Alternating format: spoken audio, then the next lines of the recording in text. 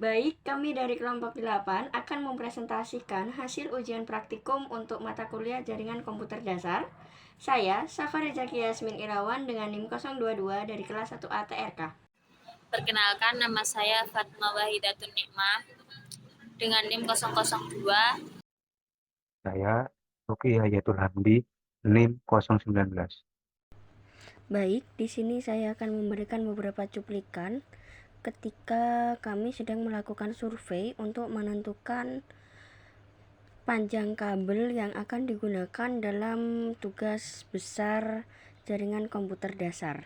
Baik, kali ini saya akan menjelaskan RAB terkait ujian praktikum jaringan komputer dasar. Di sini kami menggunakan 5 jenis PC untuk 5 lantai. Lantai 1 kami menggunakan sejumlah 5 dengan komputer all-in-one PC dari Intel Core. Untuk lantai 2 kami menggunakan all-in-one PC dari Dell I/O sejumlah 12. Lalu untuk lantai 3 kami menggunakan all-in-one PC dari Intel Core i3 generasi ke-8 dengan jumlah 18. Lantai 4 dan lantai 5 kami menggunakan all-in-one PC dari di Happy Computer PC all-in-one baru Core i5 i7 sejumlah 60 dan 130. Baik, kali ini saya akan menjelaskan data subnetting yang ada di lantai 1. Kita menggunakan alamat IP yaitu 10.20.14.1.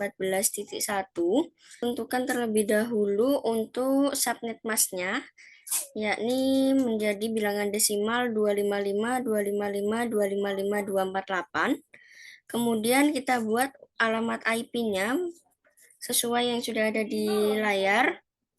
Lalu kita subnet mask kembali.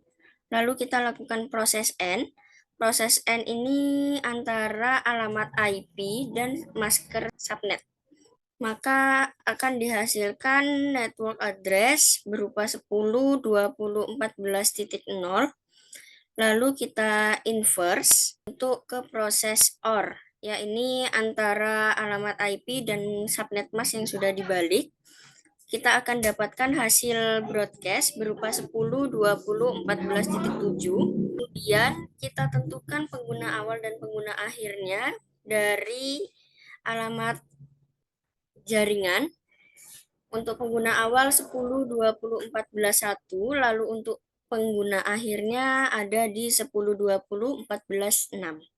Hal yang sama berlaku untuk di lantai 2, 3, 4, dan 5, hanya saja yang membedakan ada di nilai IP-nya, serta pengguna awal dan pengguna akhir. Lalu untuk cara menentukan IP melalui beberapa langkah.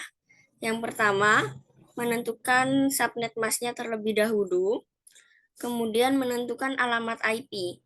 Alamat IP itu sendiri merupakan alamat unik untuk sebuah perangkat di dalam jaringan. Kemudian kita dapat hitung network address-nya dengan cara melakukan operasi N antara IP address dan subnet mask yang sudah kita dapatkan. Lalu kita lakukan perhitungan broadcast. Perhitungan broadcast dilakukan dengan melakukan operasi OR antara network address dan inverse dari subnet mask. Kemudian kita tentukan rentang alamat IP yang dapat digunakan. Alamat IP yang bisa digunakan antara network address plus 1 serta broadcast address min 1. Dengan mengikuti langkah-langkah ini, kita dapat menentukan alamat jaringan, alamat broadcast, dan rentang alamat IP yang bisa digunakan dalam suatu subnet jaringan. Baik, saya akan menjelaskan untuk denah GKT mulai dari lantai 1 sampai lantai 5. Ini untuk kabel warna merah menyambung dari gedung lantai 1 ke lantai 2. Dan yang kedua ini menyambung ke lantai 2. Dan ini dari lantai 1 nyambung ke lantai 3.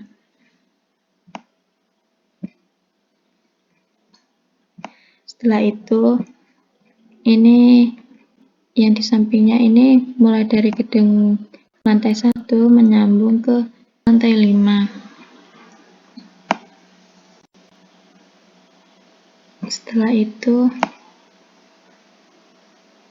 gedung lantai 2 ini kabelnya yang menyambung saya ganti warna hijau untuk menandai bahwa kabel mana saja yang menyambung dari gedung-gedung 1 sampai 5. Ini gedung 2 menyambung ke lantai 1.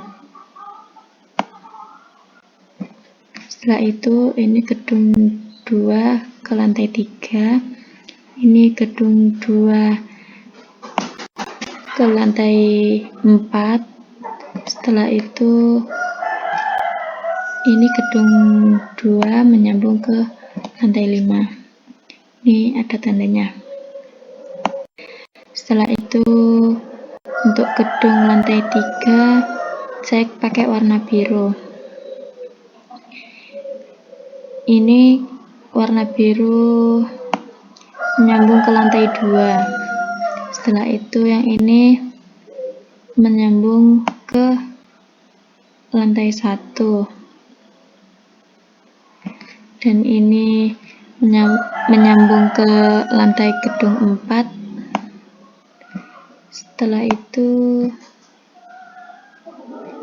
yang ini menyambung ke gedung lantai 5. Dan untuk lantai 4 saya pakai mewarna ungu.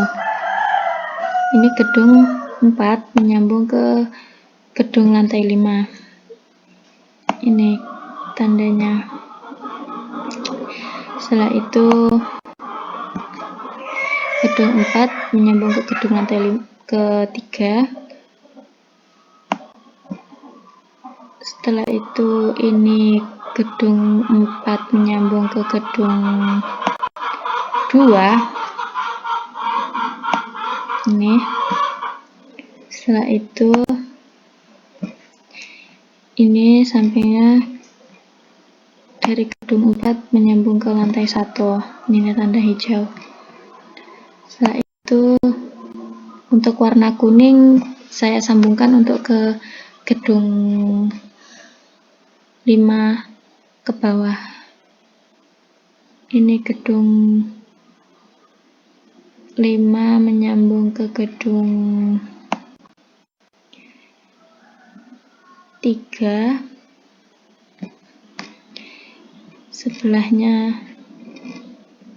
Sebelahnya menyambung ke gedung 4. Ini. Setelah itu sampingnya menyambung ke gedung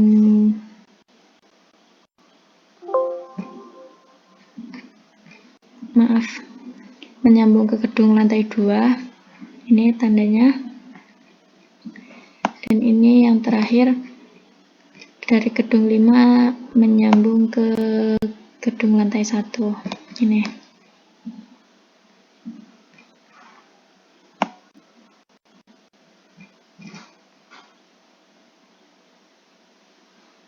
Baik, sudah.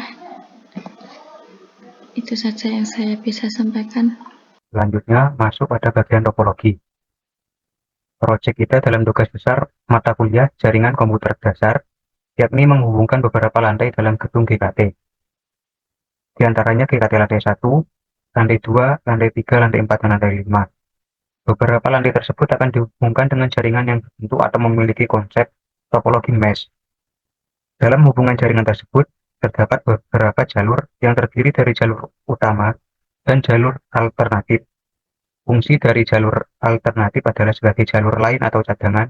Apabila jalur utama yang menghubungkan jaringan mengalami gangguan, maka jalur alternatif digunakan untuk menggantikan jalur utama. Berikut adalah beberapa jalur utama dan jalur alternatif yang kita terapkan pada proyek kita. Untuk jalur pertama yaitu GKT lantai 1 menuju GKT lantai 2. Dengan jalur utama melalui GKT lantai 1 langsung menuju GKT lantai 2. Dan jalur alternatifnya yaitu GKT lantai 1 melalui GKT lantai 3 dan ke tujuan akhir GKT lantai 2. Dan untuk jalur kedua, GKT lantai 2 menuju GKT lantai 4. Jalur utamanya yakni GKT lantai 2 menuju GKT lantai 4. Jalur alternatif GKT lantai 2 menuju GKT lantai 5 dan tujuan akhir GKT lantai 4. Dan untuk jalur ketiga, yakni GKT lantai 3 menuju GKT lantai 5, jalur utama melalui GKT lantai 3 dan langsung menuju GKT lantai 4, lantai 5, dan jalur alternatifnya GKT lantai 3 melalui GKT lantai 4 dan langsung ke tujuan akhir GKT lantai 5. Dan untuk jalur yang akhir yaitu GKT lantai 4 menuju GKT lantai 5 memiliki jalur utama GKT lantai 4 menuju GKT lantai 5 dan jalur alternatif GKT lantai 4 ke GKT lantai 3 dan tujuan akhir GKT lantai 5. Ini adalah bentuk konsep jaringan pada proyek kita. Ini merupakan gambaran dari lantai-lantai yang berada dalam gedung GKT. Warna merah menunjukkan gedung lantai 1 dan warna jingga menggambarkan lantai 2, warna kuning menggambarkan lantai 3, warna hijau lantai 4, dan warna biru GKT lantai 5. Dan tiap lantai memiliki pengguna yang berbeda-beda. Untuk lantai 1 memiliki 5 pengguna, dan lantai 2 8 pengguna, lantai 3 12 pengguna, lantai 4 60 pengguna, dan untuk lantai 5 130 pengguna. Switch yang terpecah ini menandakan dalam suatu lantai terdapat user yang melebihi 30 pengguna. Dan di kelas GKT bangku hanya tersedia 30, maka ruangan harus dibagi menjadi beberapa ruangan. Seperti pada GKT lantai 4 yang terbagi menjadi 2 switch. Dan tiap switchnya berisi 30 user.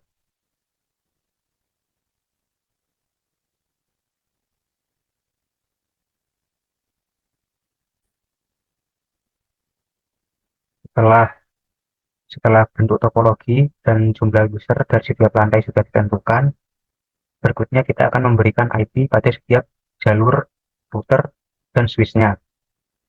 Pemberian IP harus berbeda dan tidak boleh sama, agar supaya aplikasi tidak mendeteksi IP yang sama di tempat yang berbeda. Agar tidak terjadi kesalahan mendeteksi. Sebagai contoh, di titik sini memiliki IP 192.168.7.2, maka di titik yang ini harus menggunakan IP yang berbeda. Sebagai contoh, 192.168.7.1.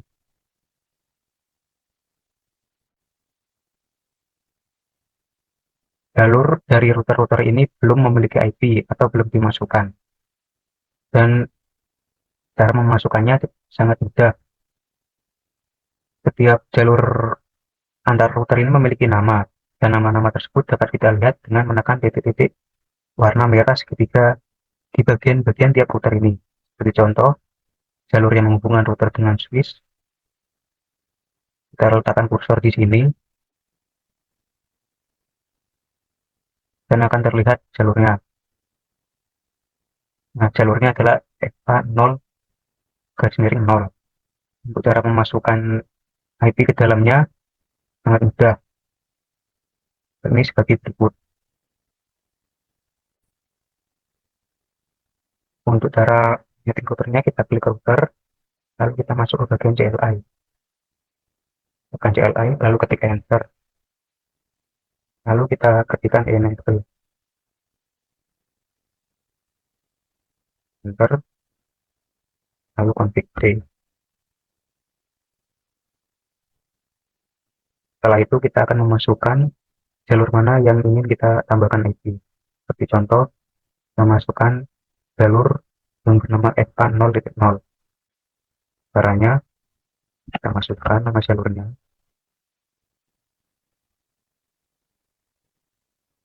Enter, lalu kita tambahkan IP ke dalam jalur tersebut.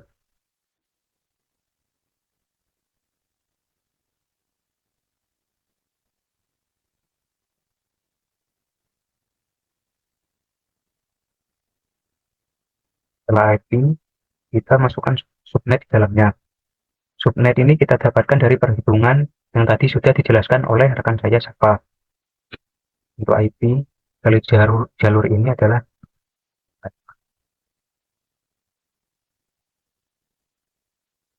setelah dimasukkan, tekan enter, lalu tekan OSH. Dalam setting jalur yang pertama, kita setting jalur yang lain. Caranya sama seperti yang tadi. Masukkan,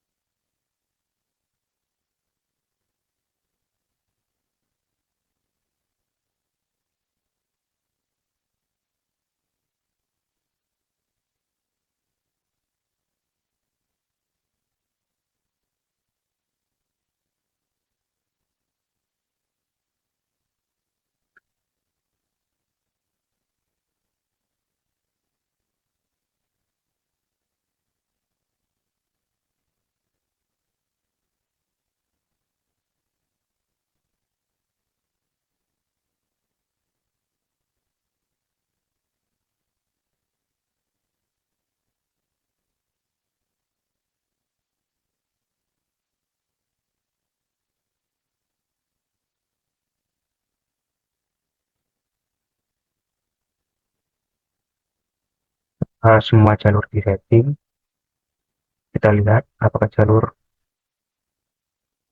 semua sudah memiliki IP. Nah, semua jalur yang kita setting sudah memiliki IP.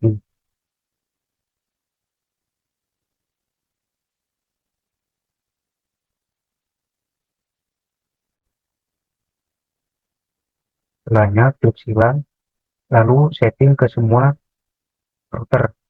Caranya sama dengan router yang tadi. Kita masuk CLI update enable.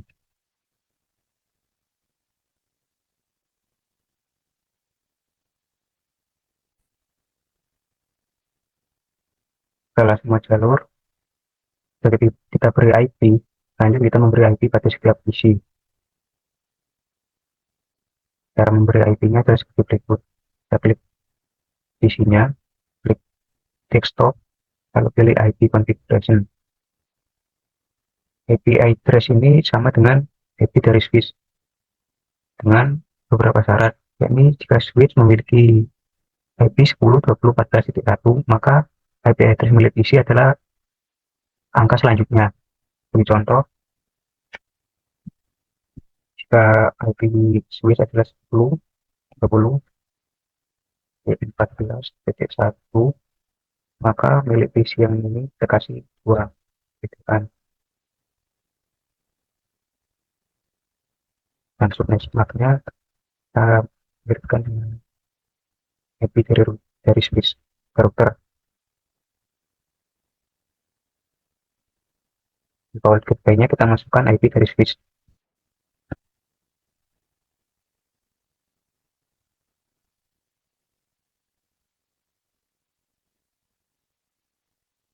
Konfigurasi ini sama untuk semua PC. Setelah kita masukkan, kita silang. Kita lanjut konfigurasi pada PC selanjutnya.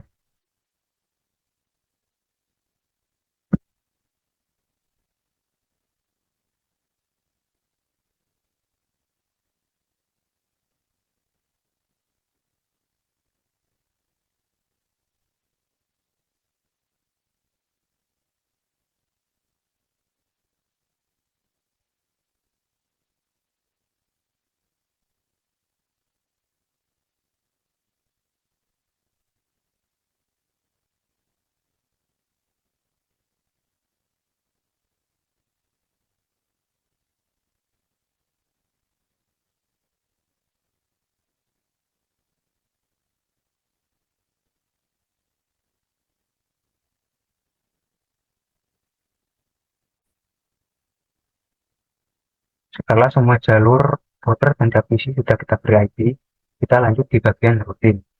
Untuk menghubungkan semua jalur jaringan pada tiap lantai setelah kita memberikan IP pada tiap PC, kita harus melakukan routing pada tiap jalur. Untuk melakukan routing, kita harus mengenalkan antara router 1 dengan beberapa router lainnya.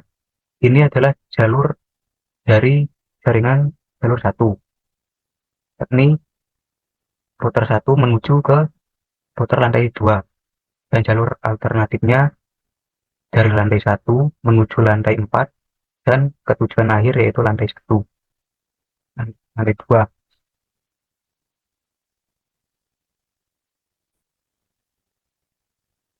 Untuk membuat jalur dari jaringan 1, kita harus mengenalkan router 1 ke router 2 yang memiliki IP 10.25.16.1. Kita ambil networknya yaitu 10.25.16.0, lalu ke network jalur antara router 2 ke router lantai 4. Ini yang berada di sini.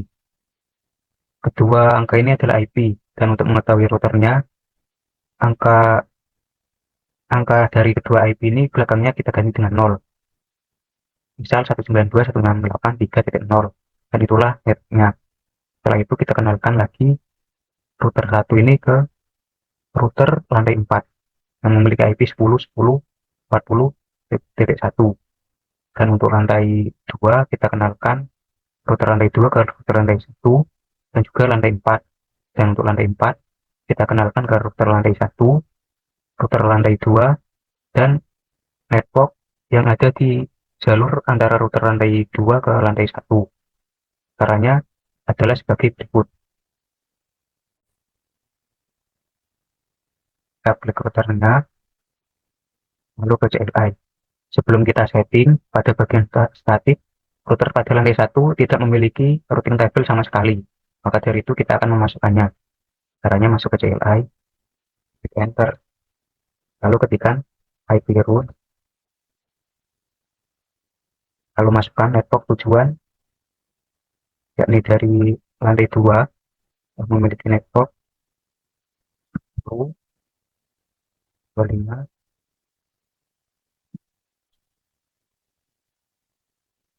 dengan subnet max,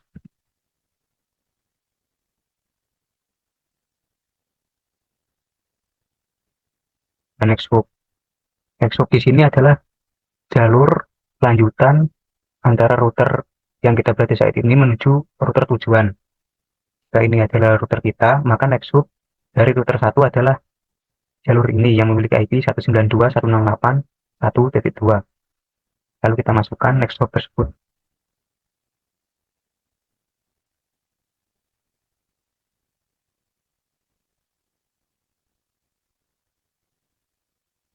Lalu kita klik enter. Lalu kita tambahkan IP root selanjutnya.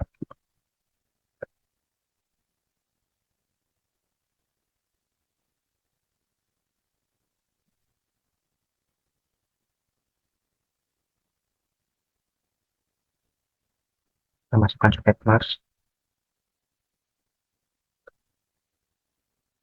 Lalu kita masukkan Nexthook.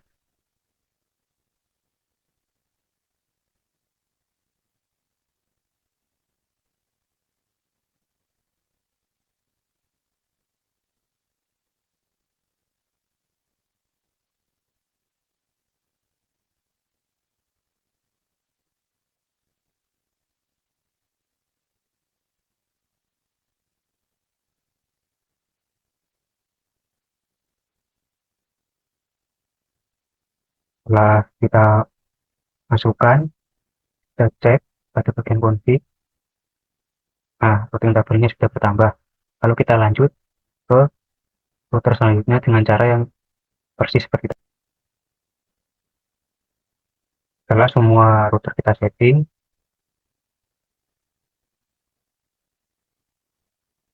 semua router sudah memiliki routing table dan semua jaringan sudah terhubung. Selanjutnya, kita akan melakukan tes pada jaringan. Untuk memastikan semua jalur sudah terhubung atau tidak, kita akan mencoba memberikan data pada jalur. Untuk jalur 2, kita akan coba membuat jalur 4. Kita masukkan ini dan sudah full. Kita coba lagi untuk isi yang di sini terhubungkan dengan yang di sini dan successful. Dan untuk pembuktian selanjutnya, kita akan coba ping dari PC lantai 2 menuju lantai 4. Kita lihat dulu IP-nya. Hanya IP. Untuk IP PC yang ingin kita tuju adalah 10.10.40.5. Maka cara melakukan ping adalah dengan seperti berikut. Kita masuk ke desktop, lalu ke command prompt, kita masukkan perintah ping IP yang kita tuju 10.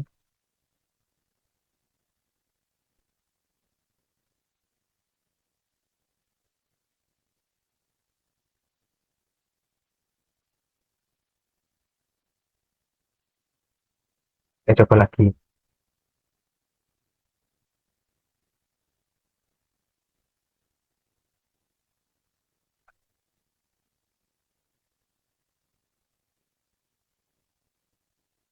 Berhasil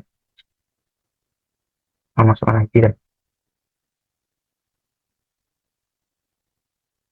kita coba yang lain. Untuk IP di sini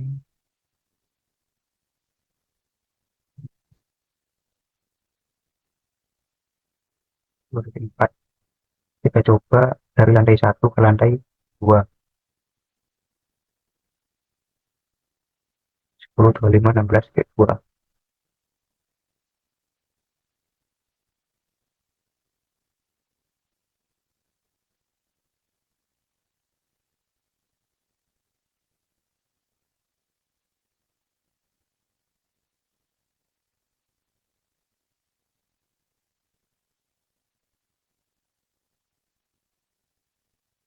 Ulang.